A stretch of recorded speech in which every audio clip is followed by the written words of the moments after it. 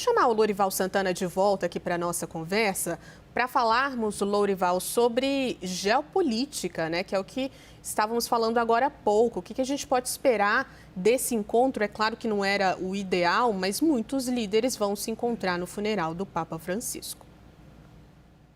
É uma cerimônia com muita gente, né?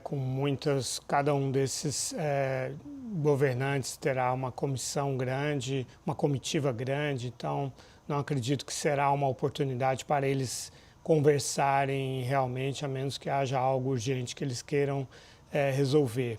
Você olha para aquela tela com os governantes que a gente destacou, apenas o presidente Lula é católico, todos os outros são de outras religiões, né?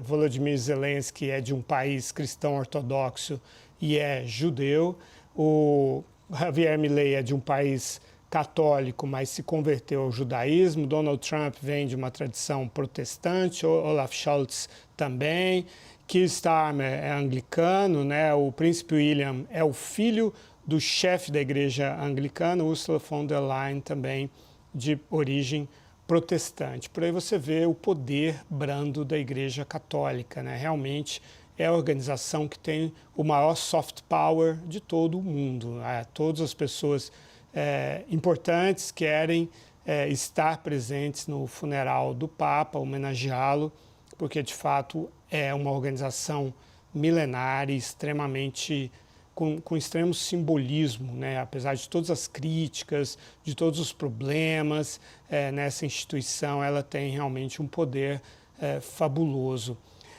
Com relação à questão geopolítica e esses dois personagens, Trump e Zelensky, o Papa foi muito contundente quando falou da guerra de agressão da Rússia contra a Ucrânia.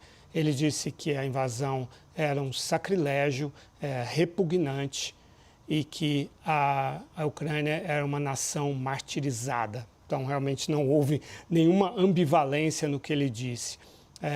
Com relação aos imigrantes também, que é a política principal de Donald Trump, desde 2016, quando Trump estava em campanha ainda prometendo construir um muro, o Papa esteve no México e disse que quem constrói muros em vez de construir pontes não é cristão.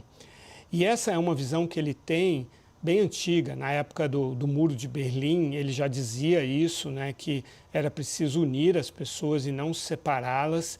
E ele festejou muito a queda do Muro de Berlim, ficou muito emocionado, exatamente por essa visão cristã de que as pessoas têm que ser acolhidas, têm que se unir. E pelo mesmo motivo, ele celebrou muito a criação da União Europeia, né, quando 12 países inicialmente se uniram ali em 1993.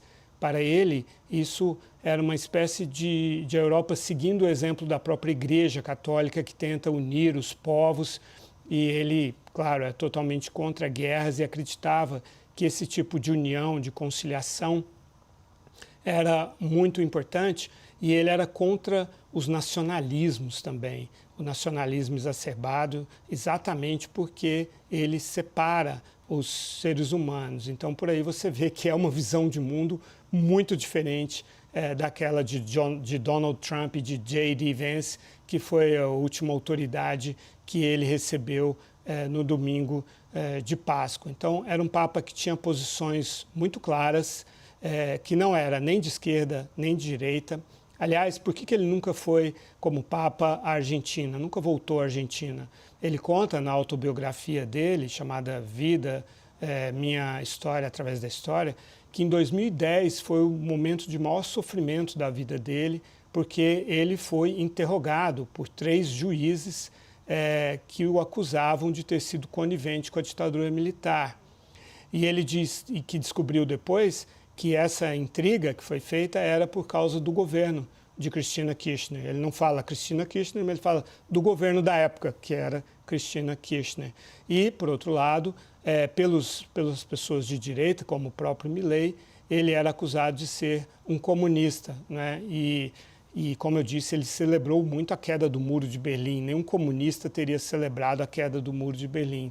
Então, as pessoas não aceitavam o fato de que ele não era nem comunista e nem de direita. Ele apenas era uma pessoa que buscava seguir o Evangelho e o Evangelho diz que os mais fracos, os mais pobres, os mais vulneráveis devem ter uma atenção especial.